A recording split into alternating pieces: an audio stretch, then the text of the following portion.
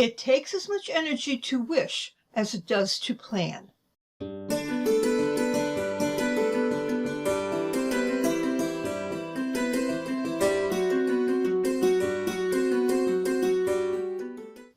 Hi, I'm Linda Watson-Kong. Thank you for joining me for today's episode of Dragonfly Soup. And be sure to stay to the very end of this episode for a very important message about 2020.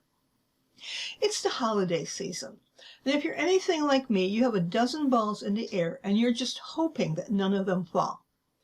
And this is on top of our regular activities, whether it's school, work, or anything else that you're involved in.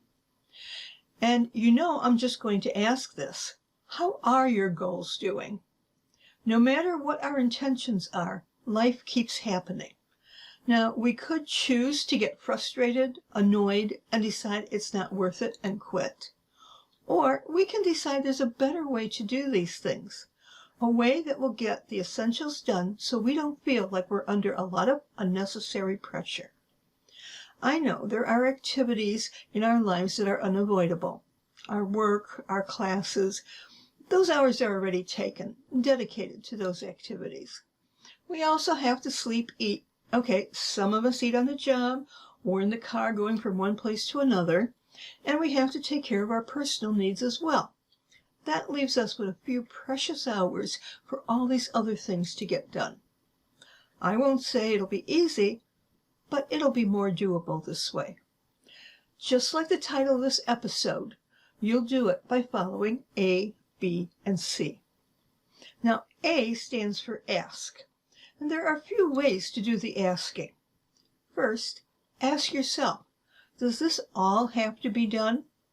Yes, going out to the woods and cutting down a Christmas tree is a family tradition. Heck, not only have your kids been doing it since the day they were born, but you did it with your parents as well. It would be unthinkable not to do it this year, even though you can't seem to find the time. Well, there's another part to ask. Ask if someone else can do it. Yes, you've heard me talk about delegating before. Maybe your spouse can do it without you, or another member of the family, like your parents, the ones that started this tradition. If those options aren't available, then maybe you need to ask one more question. What if we bought the tree in town instead? Or what if we got an artificial tree that looked and smelled like a real one? Once you've asked yourself these questions, you'll see all the available options and you can choose the best one. That brings us to B, bring. Bring yourself totally into the activity. This could be the hardest step. If you are actually doing the activity, then do it. Don't get interrupted by phone calls and text messages. Those only make this activity last so much longer, and then it takes away time from your other activities. And if you've delegated it, then you're out of it. Don't check up to see how it's going. Don't make them have to ask for your approval. You've delegated it. Trust that they will make the right decisions and everything will turn out okay. Bring also means to have all the supplies needed for that particular activity. Make a checklist. Brainstorm with others. Think of everything that could happen. All right, granted, you can't be prepared for everything, but too often we get caught up in the excitement and forget to bring the simple things, like the rope to tie the tree down to the roof of the car. And although this word starts with a P, it's just as important as the B word, put. Put everything in its home once you're done using it. This may seem insignificant, but it sure beats having to do a scavenger hunt and wasting time the next time you need those tools. Keeping your tools and yourself organized is a time saver as well as a de-stressor. Finally, we get to C for complete.